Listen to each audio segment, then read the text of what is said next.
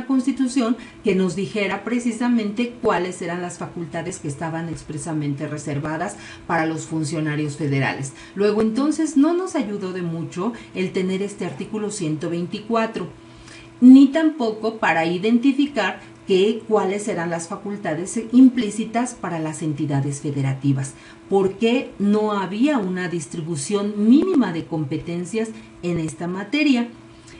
Entonces, en cuanto a este sistema de competencias, obviamente se siguió impugnando. Los fiscalistas de aquella época, en 1936, pues presentaron el proyecto y por supuesto ya lo tomó como suyo el presidente Lázaro Cárdenas, quien envió al Congreso de la Unión un proyecto de reformas a los artículos 73, fracción décima, y el artículo 131 de la Constitución, en el que se precisaba, obviamente con mayor delimitación, estas competencias tributarias para por lo menos los sujetos activos referidos en cuanto a la federación y en cuanto a las entidades federativas.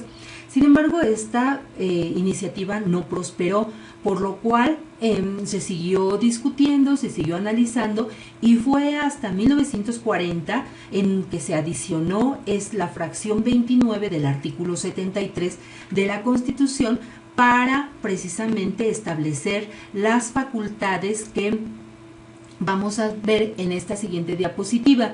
Es decir, ahora sí, en la Constitución se refería como tal una fracción que encomendaba de manera expresa la facultad para la federación. Y esta es la fracción 29, la que señala que es facultad del Congreso establecer las contribuciones sobre el comercio exterior, sobre el aprovechamiento y la explotación de los recursos naturales, comprendidos en los párrafos 4 y 5 del artículo 27 constitucional, sobre instituciones de crédito y sociedades y seguros, sobre servicios públicos concesionados o explotados directamente por la federación, y también para legislar en contribuciones especiales en materia de energía eléctrica, de producción y consumo de tabacos labrados, gasolina, cerillos, aguamiel, explotación forestal y también producción y consumo de cerveza.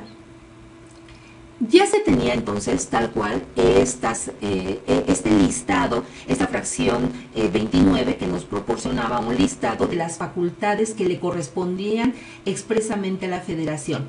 Y en relación con lo que estábamos hablando precisamente del artículo 124, entonces teníamos que el artículo 124 me decía las facultades que están expresamente reservadas a la federación, pues son correspondientes o son competencia de la misma, y por diferencia las demás corresponden a las entidades federativas. Si de esta manera ya tenemos entonces para 1940, que entró en vigor hasta 1943, ya tenemos estas materias que estaban expresamente reservadas para la federación, entonces ahora sí podríamos hablar de que todas las demás materias le correspondían a los estados. ¿Pero qué creen? Que precisamente no se pudo lograr esta situación porque dentro de este listado, dentro de esta fracción 29, les había faltado, por una omisión terrible a los legisladores, les había faltado incluir lo que era el impuesto sobre la renta y el impuesto sobre ingresos mercantiles, que es el antecesor o el antecedente del impuesto al valor agregado. ¿Cómo solucionar precisamente esta parte si se les había omitido? Pues obviamente todo esto se justificó debido a una interpretación de la Suprema Corte de Justicia de la Nación, en donde, como siempre, la Corte saliendo en favor de lo que es el Estado, de lo que es el Ejecutivo y por supuesto el Legislativo, entonces consideró oportuno darle una interpretación bastante amplia a lo que es el artículo 73, fracción séptima, que como ustedes saben es una facultad del Congreso de la Unión legislar todas las contribuciones, dice legislar todas las contribuciones necesarias para cubrir el presupuesto.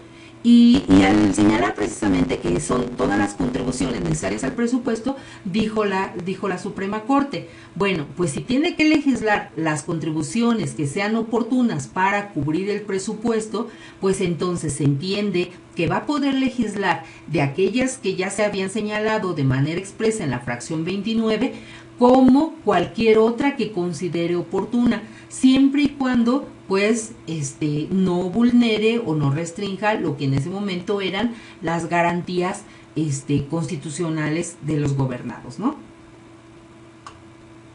Entonces la Suprema Corte, al darle una interpretación bastante amplia a esta disposición, lo que hizo pues es señalar y dijo, bueno, pues este sistema competencial establecido en la Constitución es un sistema complejo de distribución de facultades y por lo tanto, pues entonces esta es la interpretación que se tiene que dar. La Federación puede legislar en cualquier materia y es más, cuando no le han sido expresamente reservadas, entonces se entenderá que son facultades concurrentes con los estados. Ajá. Entonces dice, los estados y la federación van a coexistir en estas facultades, van a coincidir o van a concurrir. Y entonces, pues ambos tenían precisamente estas facultades. Sin duda, entonces, pues la Corte nos ha hecho aquí bastante quedar en aprietos. Como dice Eric, pues ha sido en parte juez y también parte dentro de este punto, pues obviamente por los intereses que le confiere, ¿no? Y esto mismo pues lo venimos arrastrando hasta ahorita, la posición o como les digo, pues la posición tan inclinada de la Corte hacia legitimar o declarar como inconstitucional cualquier disposición que emita el legislativo en materia de contribuciones, ¿no? Hablando propiamente de lo que nosotros conocemos que son los impuestos.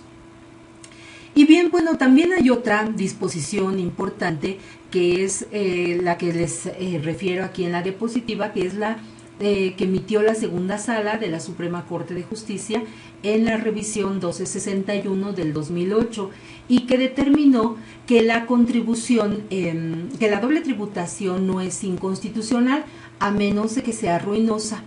Esto ya como que fue de lo último, pues ya estamos hablando de 2008 y entonces vemos que la Corte definitivamente dice, oye, no, definitivamente la doble tributación es totalmente constitucional, salvo cuando se establezcan de tal manera los impuestos que sean ruinosos para el contribuyente, ¿no? Que agoten la fuente tributaria. Y entonces, pues obviamente cuando iban a aceptar que fuera ruinosa una contribución, pues difícilmente, ¿no?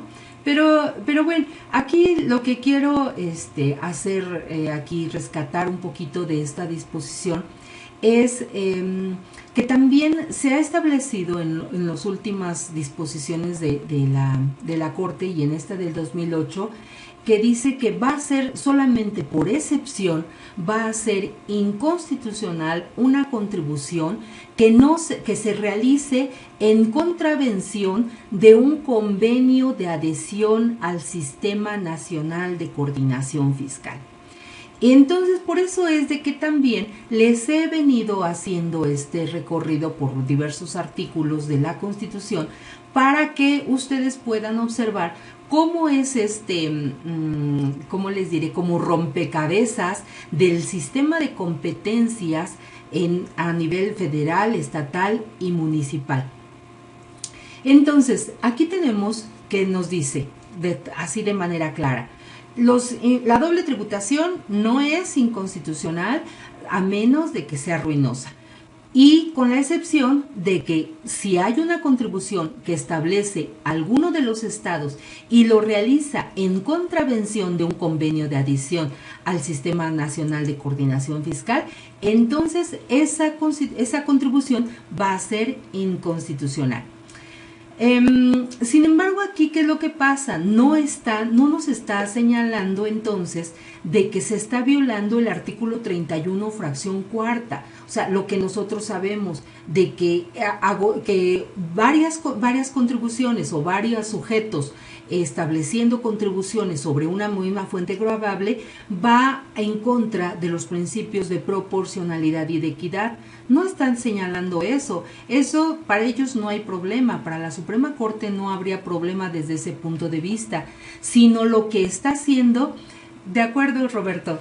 Que te vaya muy bien. Hasta luego.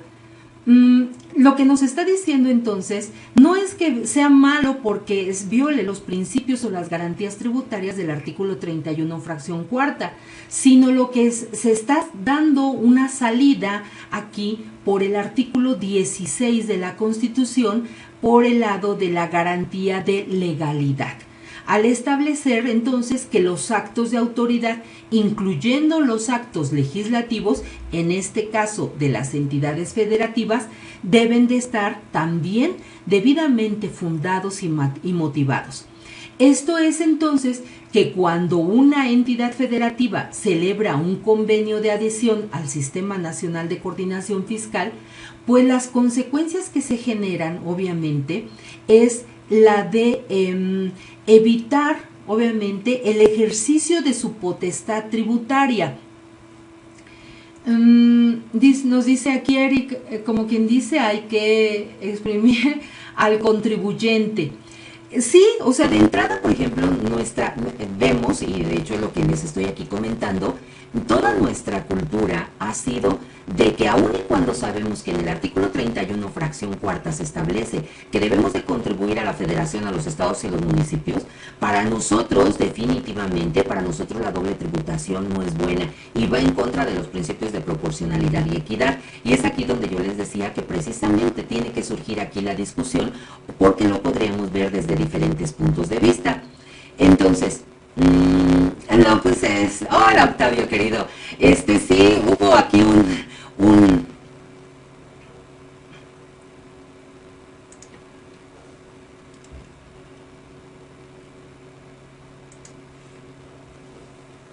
no me podía faltar lo que fuera la voz, pero no sé si ya me escuchan bien o no. Caray, sigue igual.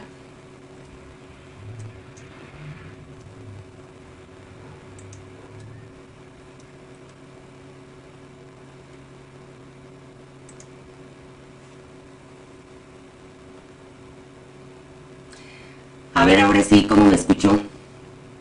¿Mejor o peor?